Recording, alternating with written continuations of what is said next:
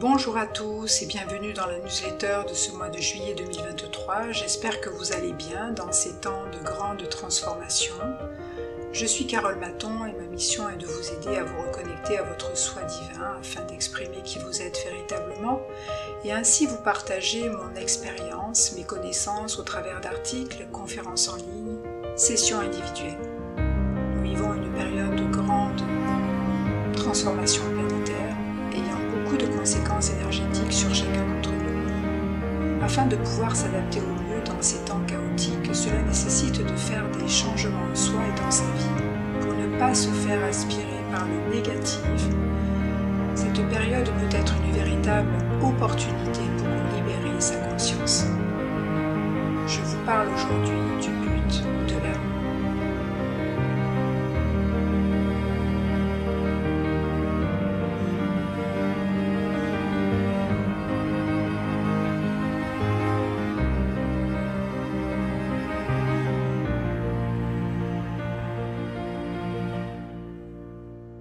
Le but de l'âme, c'est se reconnecter à ce que l'on a prévu de faire avant incarnation. L'âme est la partie divine et éternelle de nous. Le but de l'âme est d'exprimer son essence divine qui n'est qu'amour, libre et souveraine. C'est pour cela que lorsque nous pratiquons le bouclier de 12e dimension, nous exprimons « Je suis Dieu » ou « Je suis divin »,« Je suis souverain »,« Je suis libre ». C'est comme si nous exprimions ce que nous sommes dans notre essence. L'intention de nos paroles étant essentielle dans l'expansion de notre âme, cela facilitera notre réalisation et manifestation. Étant des êtres uniques avec des buts d'âme uniques, il n'y a pas de jugement de valeur entre les êtres, le but de votre âme est propre à vous et à vous seul. Le but de l'âme est de se défaire de tout carcan qui l'empêche de s'unifier et d'être libre. Hybridation des corps humains. Notre corps énergétique multidimensionnel ayant été hybridé depuis des éons par des entités négatives ne nous permet pas de nous connecter naturellement à notre âme et les parties plus subtiles de nous. Nous avons subi beaucoup de conditionnements durant beaucoup de vies qui sont comme des programmes apposés sur nos corps énergétiques qui créent de la densité et bloquent la connexion à notre âme qui devrait être naturelle. De plus, l'évolution exponentielle des ondes électromagnétiques, de la nourriture industrialisée, des vaccins, médicaments, du contrôle mental depuis la naissance, des musiques sataniques, des comportements déviants de beaucoup d'artistes internationaux concernant leurs paroles, gestes, actes, de la propagande, des guerres perpétrées, du trafic d'êtres humains, ne favorisent pas un champ vibratoire pour la connexion à notre essence divine et à notre âme. Ce champ chaotique créé volontairement par ces forces négatives engendre des interférences dans nos corps énergétiques au niveau mental et émotionnel pour empêcher les êtres humains de se libérer. La déviance, l'irresponsabilité, le mensonge, la corruption étant promue dans notre société amènent à l'asservissement de la conscience et non à la connexion au but de son âme et donc sa libération. Dans ces temps, le divin, le sacré, les valeurs, le respect de soi et d'autrui sont spoliés par ces races colonisatrices, usurpatrices, qui n'ont aucune considération pour l'être humain et le vivant. Malgré l'intensification de ces fréquences négatives, nous avons cette opportunité dans ces temps de nous libérer pleinement, complètement et totalement de tous ces programmes d'asservissement, de ce contrôle mental qui nous empêche de nous connecter au divin en nous. Pour se connecter à notre âme, cette partie divine de nous, nous devons participer à la purification de notre corps de lumière. Il s'agit de créer un corps harmonieux qui pourra recevoir les fréquences de notre âme. Pour se réaliser, notre âme a besoin de paix, de calme, de silence, d'harmonie. Notre corps est multidimensionnel. Notre corps a diverses dimensions, physique, mentale, émotionnelle et spirituelle. Il est parfait pour accueillir la divinité de notre âme et l'incarner pleinement, complètement et totalement. Afin d'accueillir cette partie subtile de nous, nous devons prendre soin de toutes les parties de notre être. Nous devons prendre soin de notre corps physique, de nos pensées. Nous devons guérir nos traumas, nos blessures. Notre corps est comme un temple et nous devons neutraliser tous ces parasites qui nous empêchent d'incarner pleinement cette partie libre de nous. Nous devons nous libérer de toutes ces conditionnements du passé, pensées négatives, dialogue intérieur négatif, jugements divers envers soi et les autres. c'est le démantèlement de notre égo-personnalité, la maîtrise de nos pensées, le réalignement à la loi de l'un qui nous permet d'exprimer notre but d'âme. La loi de l'un. Les 7 principes de la loi de l'un sont la conscience d'unité, s'aimer soi-même, aimer les autres, aimer la terre et la nature, co-créer de façon responsable, être au service des autres, l'expansion de conscience. La loi de l'un est une loi universelle qui rassemble toutes les autres lois. L'alignement à ces principes de vie dans nos comportements, pensées et paroles nous aligne à notre âme qui est divine et donc à la source divine, à la source du grand tout. Je vais approfondir un petit peu sur chaque principe. La conscience d'unité, c'est être un, être unité dans tout ce que l'on fait, ne plus avoir de dualité. Lorsque nous sommes un, toutes nos cellules vibrent à l'unisson, nos choix sont alignés, et nous pouvons exprimer les désirs de notre âme. C'est aussi prendre conscience que nous faisons partie du grand tout, que nous sommes sourcés de la source divine, de l'amour de la création. La conscience d'unité, c'est comprendre que tout ce que nous faisons a un impact sur nous-mêmes et le grand tout. C'est accepter les autres dans leurs différences, ne pas juger, faire preuve de compassion. C'est l'unité dans la diversité. L'amour de soi, c'est se respecter, s'honorer, prendre soin de soi dans toutes les dimensions de son être, à tous les niveaux et dans toutes les dimensions. Aimer les autres, c'est respecter les autres. C'est ne pas faire aux autres ce que l'on n'aimerait pas que l'on nous fasse. C'est savoir écouter les autres, les accueillir dans leur unicité, leurs différences. Aimer les autres, c'est aussi apprendre à mettre des limites aux autres afin de se faire respecter. Aimer la terre et la nature, c'est respecter la terre, la nature, les animaux, les végétaux, car c'est notre espace d'accueil. C'est du vivant. La nature nous aide à nous connecter à notre partie divine, car le champ vibratoire de la nature est pur.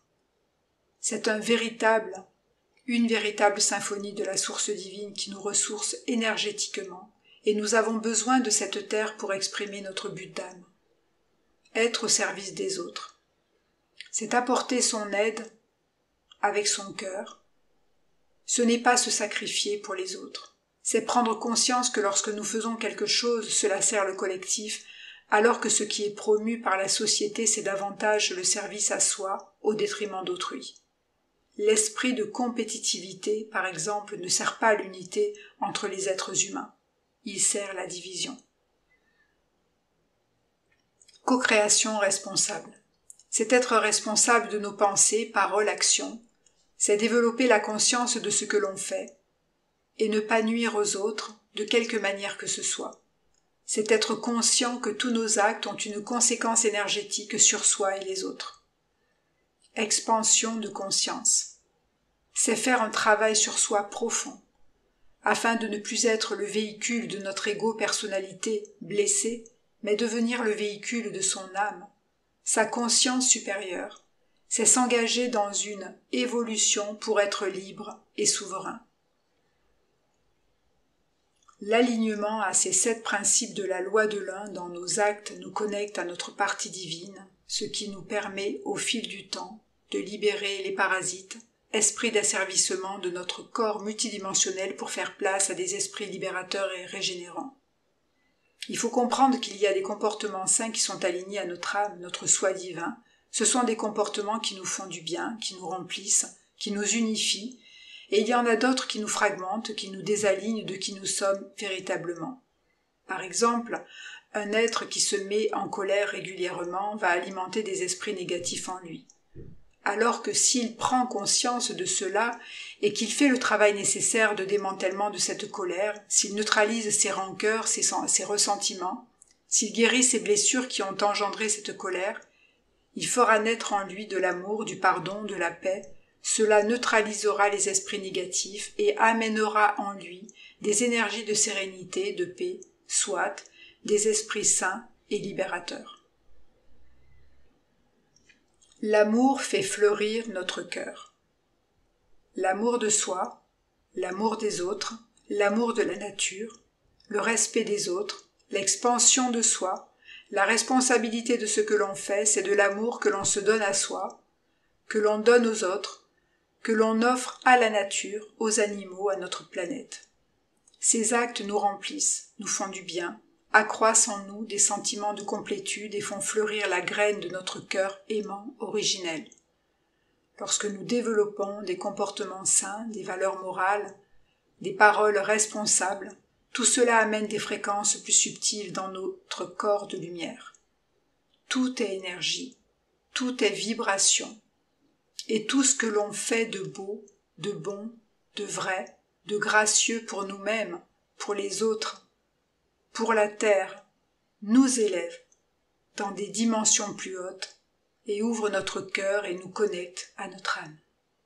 Car pour s'unifier, notre âme a besoin d'un espace de paix.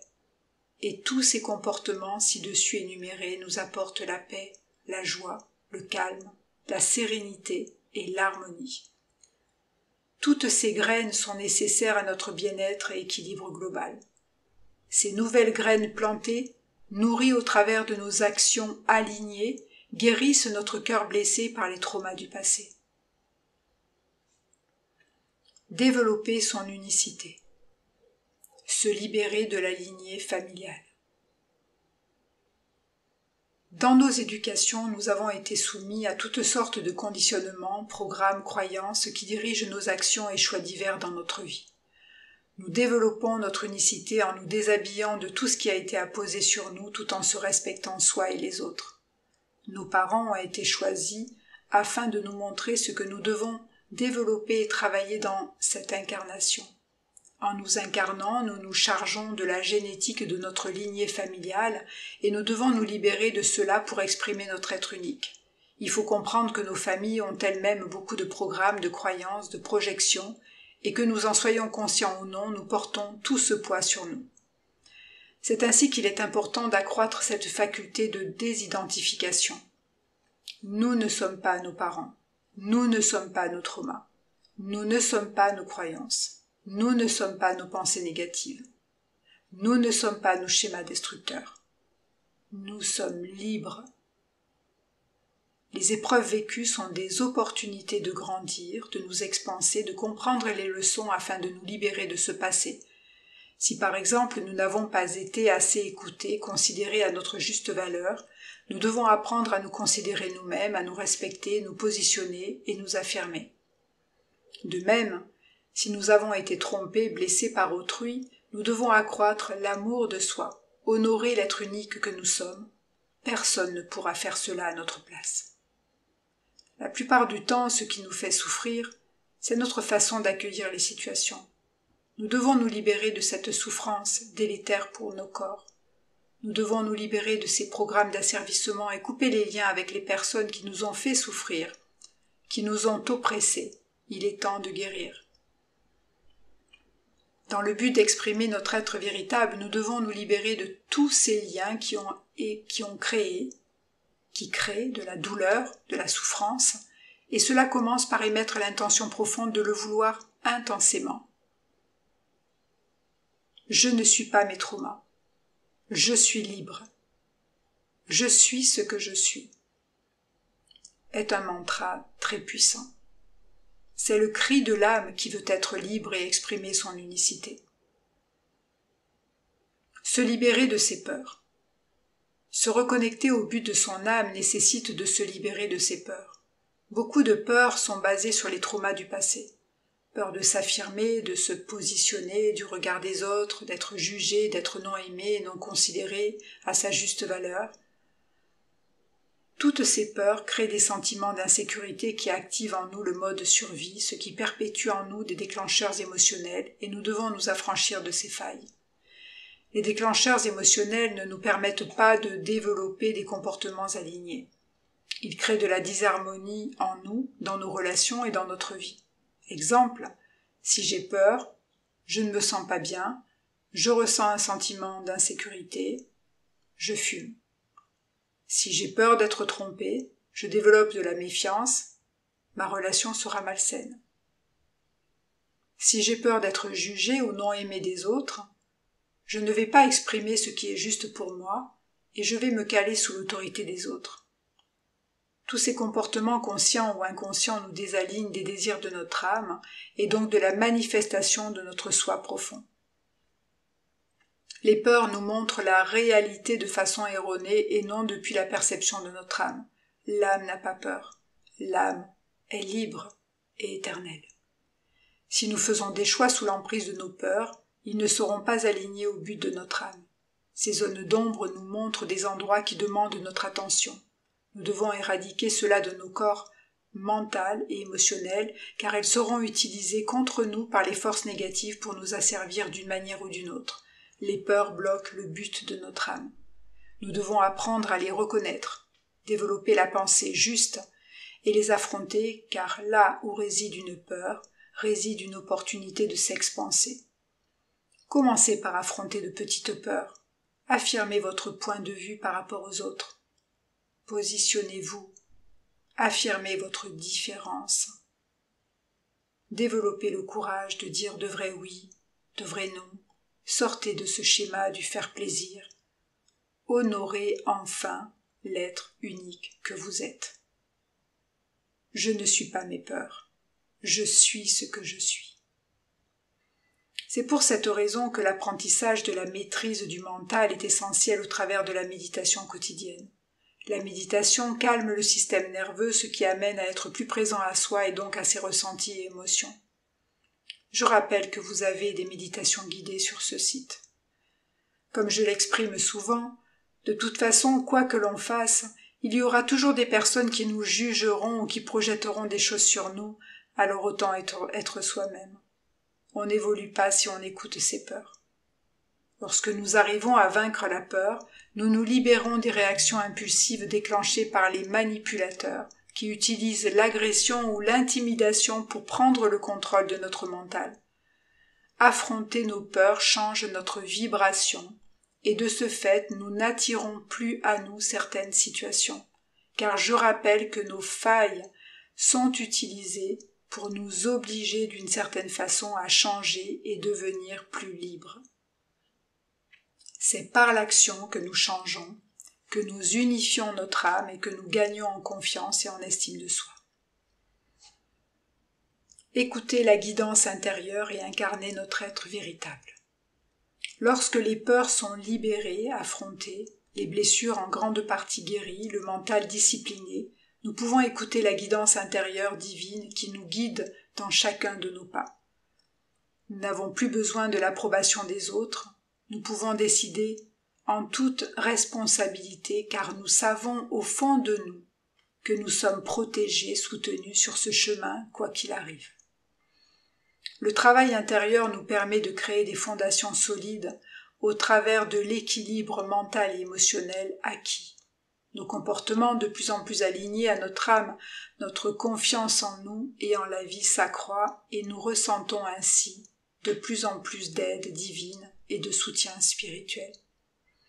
Ainsi, nous sommes en capacité de ressentir la complétude, la paix, la joie profonde, l'amour intérieur, un espace qui ouvre le champ de notre propre créativité et unicité. C'est le champ unifié de la source divine, favorable pour recevoir la guidance intérieure des champs sources. Nous devons être sur la même onde de fréquence de ce champ pour recevoir la parole divine et exprimer le but de notre âme. Nous devons créer des espaces de silence, de connexion spirituelle pour demander, questionner, prier, méditer, créer ce lien avec le divin. Et vous pourriez poser des questions, vous poser quelques questions comme « Comment puis-je progresser sur mon chemin ?»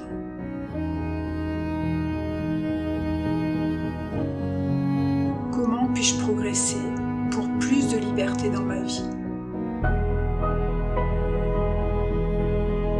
Comment puis-je progresser pour plus de responsabilité? Que suis-je ici pour faire?